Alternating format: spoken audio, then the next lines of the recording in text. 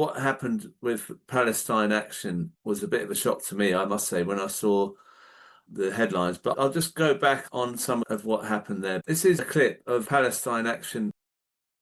يا فلسطين بنحبها طول وعرض وانا جاي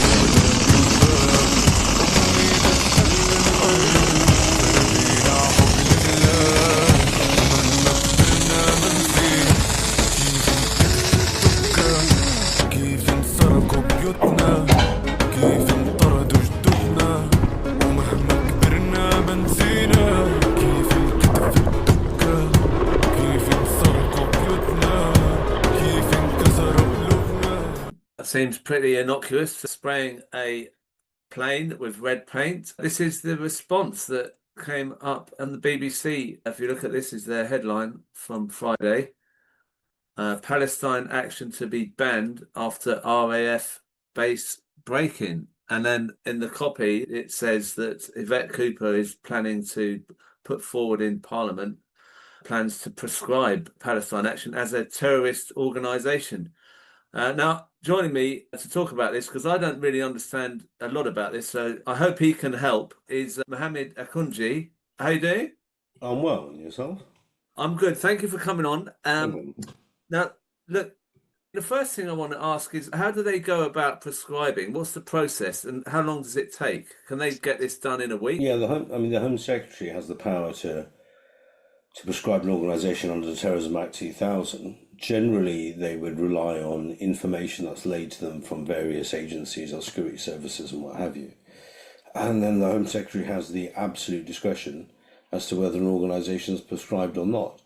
And it does go to a committee to assess it, but in terms of the criteria for its assessment, it's exactly the same criteria that the Home Secretary sort of applies. So what that effectively means is the Home Secretary thinks, okay, this organisation, from what they've seen from the intelligence, is right for being prescribed, and then the select committee then just rubber stamps that, basically. So there's no sort of debate in Parliament, that no MPs can... No need for a debate in Parliament, no. And can it be challenged legally before it happens, or can it only be challenged after they've prescribed? After the decisions have been made. And how long does that process take to sort of get it underway and maybe get it reversed? I think there's only been two that I'm aware of. One is the political wing of Hamas that's underway, and then before that there was a Kurdish, separatist organisation that was championed by Lord Carlisle, but I don't know how long that took. I imagine it would be some considerable time. So they could be prescribed within what time frame? When do you think it would be announced? Probably by next week. But not Monday? I'd say they'd probably let it percolate a few days, but yeah. Many of us on this call support Palestine Action. Can they actually retrospectively say, oh, you said this in support of Palestine Action, and then you could be taken to court for being a terrorist? Not retrospectively, no. But, I mean, it will have an incredible chilling effect on the organisation and any support for it. So, inviting support for the organisation, that's quite a wide terminology, would now, after prescription, be a criminal offence, which could land you in prison for up to 14 years. So everything that, has happened with Hamas since its prescription is exactly what would happen with Palestine Action and also those who support it. So you're looking at basically deplatforming is one of the first things that will likely happen of all social media. They being allowed to have a platform effectively would be an offence. Anyone who professes support for the organisation would be committing a terrorism-related offence. A lot of people found that on Twitter when they were discussing the pros and cons of actions that were committed by Hamas in the context of the war with Israel, found themselves being raided and their computers and phones taken. Now with Pal Action, if they're prescribed, belonging to the organisation or given to belong to the organisation, again as an offence with a 14-year sentence. And also there's lots of issues to do with, let's say, immigration, going to the United States. Anyone who's affiliated with that organisation will find it problematic. And asset freezing orders, people's property and their bank accounts being frozen as well.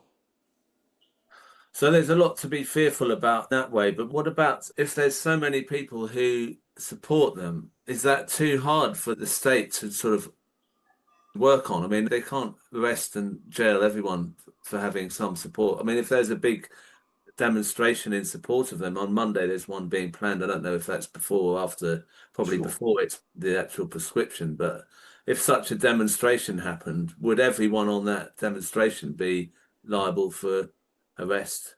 Well, I mean, the demonstration is against the idea that they are being prescribed. So it's not necessarily in support of Palestine Action. It's against the idea that the Terrorism Act should be brought to bear on that organisation. So the problem that we have here is this is very much a sort of orange mist of a situation rather than a clear red line. And the criminal law should normally be a clear red line. But effectively, what terrorism laws allow the government to do is to say, well, we're going to pick and choose what we want to hear about and what we don't, and what people should talk about and what they shouldn't, on pain of very serious penalty. And so people will then, out of an abundance of caution, just steer away from the whole discussion rather than engage with it for fear of having their doors kicked in. But generally speaking, these issues end up being litigated in criminal trials, and the question about whether something is or isn't terrorist action is going to get litigated. Now, minds of the public, what terrorism is very clear. It's usually, blowing things up or the threat of violence or serious violence. Generally, in the minds of the public, property is not something that really features too much when it comes into the space of terrorism, unless it's like blowing up buildings or what have you. But if you look at the definition of terrorism under the Terrorism Act 2000, Section 1, health and safety or eroding health and safety is considered a terrorist act. So our definition of terrorism has literally covered almost any type of behaviour possible, any sort of disruptive behaviour. And arguably then it allows the Home Secretary to say, well, even though it's low level, what they will say is that cumulatively that the disruption that has been caused falls within the definition of terrorism because the definition was cracked open so widely, and therefore will give themselves the excuse to apply the power. Can they not just change the name, just stop saying with Palestine Action and do similar actions with a different name? I mean, would that be a way round? So there was an organisation called Al Muhajirun, which were operating in the 90s and 2000s. They were a sort of extremist pro-ISIS type organisation. And they continued in every activity that they did. They just changed the name repeatedly through various iterations. So effectively, the rebranding exercise is one that has been done relatively successfully by other organisations. In the end, though, they were finally prescribed, and their leadership and membership, I think the leader of them is now under a 23-year sentence. But that has been a strategy that was successfully used previously.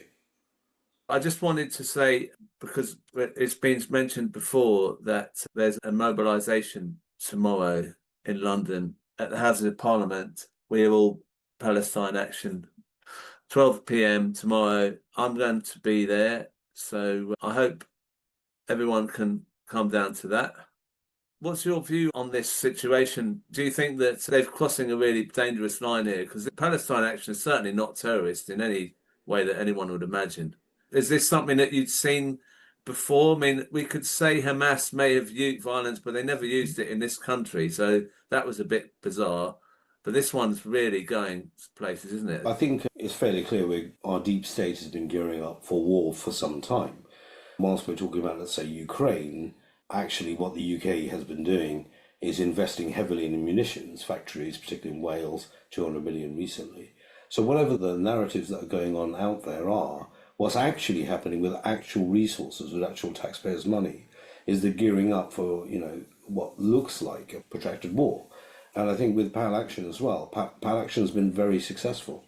It's been very successful, and in terms of its actions where they contravene the criminal law in terms of criminal damage, there's been most of the incidents where their individuals have been taken to court, they've been found not guilty because their defence has been very clear, which is that there are illegal activities being conducted by let's say, Elbit systems in particular, of munitions being used for genocide and war crimes at odds with the UK government, who are breaching its obligations against, the Genocide Convention and Rome statutes on war crimes. So, in the same way that, let's say, Yemen was the only country, it seems, that were actually applying the Rome statutes, and for their troubles, they were bombed by the very countries that established the so-called international rules-based order, the United States, Britain, and France.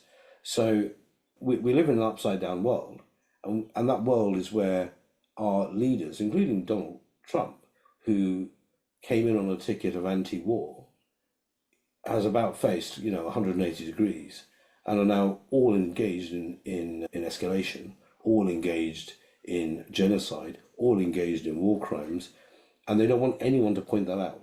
And where an organisation comes around and tries to point that out, they're going to stomp on them. Where you have journalists who have done that without an editorial control, they've raided them under the Terrorism Act. And where we have organisations like the BBC that are meant to hold those in power to account, their leadership and editorial board have been replaced by hawks who absolutely bastardise the notion of impartiality, as has been pointed out quite recently in committee meetings in the Commons. So I think, forget what the politicians are saying. If you follow what we're actually investing in and where our troop movements are, then actually you see that war is what they're focusing on. One thing more, Mohammed, about Palestine Action, the proscription, how will that affect people in the Filton 18? If that comes in, does that totally change the court case? I mean, not retrospectively, no. However, it will be lauded about in terms of their trial that the organisation they were part of is now a proscribed organisation and considered a terrorist organisation. Now that's going to certainly have some impact on the minds of any jury that will have to decide their matter. Right. Okay, well, look, thank you so much for clearing all that. Now, Emma, the last time we met was downtown Cairo, and are you home now? Am I home okay? I am, but it absolutely feels like I just stepped out of one military regime and into another. Exactly. What did you think when you saw that news that they were going to prescribe Palestine Action? I mean, that was were you shocked by that? I'm trying to keep my cool. I don't normally get angry, but in 2004, Keir Starmer defended a man who broke into the RAF base to set fire to some warplanes. And Keir Starmer argued that his actions were legal because it was to stop an illegal war. Really? Yeah. Oh. How can, we can talk about Palestine Action today, but we might not be able to talk about Palestine Action tomorrow. So yeah, I'm raging, but what can I say? So what we just heard is that the prescription could come in anytime this week, probably not on Monday, maybe later in the week. Yeah. Should we all burn our Palestine Action gear and just set up a new name called Emma's Action? No, because we continue to run. We need to get out there in our hundreds and our millions. About 10 months ago, when I described what had happened to me, white, privileged Westerner, I disappeared for 5 days under my arrest. And I said in that speech that nightmare is coming to a town near you soon. And I meant it, and I knew it. Did I expect it to be within 12 months? No, but if we stop now and allow this to happen, then forever may we be controlled and shut up. Yeah. So are you coming to London tomorrow? Well, I'm in South Wales and I'm visiting my daughter in prison now. I didn't realise the show was on till 12:30, so I'm grateful that you gave me this slot because I won't be able to stay till the end, unfortunately. I'm going to visit Ellie today, and then I'm back in Swansea to do another talk tonight with Lee, the Welsh nurse that went viral, and the Irish lady who was recently deported from Israel after doing 20 years of work. Dee also lives in Swansea, so I will not be able to get there. Plus, I've just had a couple of weeks off work to go to Egypt, so I'm not going to be able to make it. So hence, I said, let me do my bit here. I'll do the Crispin Flintoff show, and I will continue to do what I can online. And then, of course, at the end of this month, which was my biggest concern, is really getting my daughter released from prison. And, I'll go to the ends of the earth of it. But every day there's an obstacle in the way that needs fighting before I can continue that fight. And today that is the proscription of Palestine Action. My next big date for the Filton 18, we mustn't forget the Filton 18 here. this proscription, if it happens, and I can't even go there, I'm still up for fighting it. But if it does happen, it will make it very difficult for the families of the Filton 18 to keep campaigning for their release. I just learned to speak, I'm still learning to speak publicly, but all of the time making sure I put the word allegedly in there. I'm just ordinary Joe Blogs, and I'm having to learn this off the cuff. And now I'm going to have to learn, can I say the word Palestine Action, as you say, but I'm not prepared to give up that yet. The end of this month, June, I would like everybody to get out there for Monday in Palestine. That's the next fight. And the fight after that is June 30th and July the 1st at Woolwich Crown Court. So if you know anybody around South London or who can be there for that, this is another huge point in the Filton 18's case where the judge may try to take their defence away from them in an attempt to stop their trial or to bring their trial down from a 12-week. Basically, they're trying to cut the time. It's 12 weeks that's been allocated in November, and they'd like to cut that time. So we're worried that they're going to try and cut their defence. That means that the defendants, the 18, cannot say why they did what they did. This is so important for not just Palestine Action or the Filton 18, but every single one of us. If they can't stand up and say why they did what they did, the jury will only hear that they allegedly broke in and smashed a few drones and may find them guilty. Then it's after that, they won't even hear that the counter-terror police are leading the investigation. They won't know about that. It'll be down to the judge, once they're found guilty or not guilty, to then apply terror charges in their sentence, which takes it from what would ordinarily be in old-fashioned England 6 months for criminal damage. We're now looking at decades. So yeah, we need to get out there in our millions and thousands, and this is everybody, not just our bunch.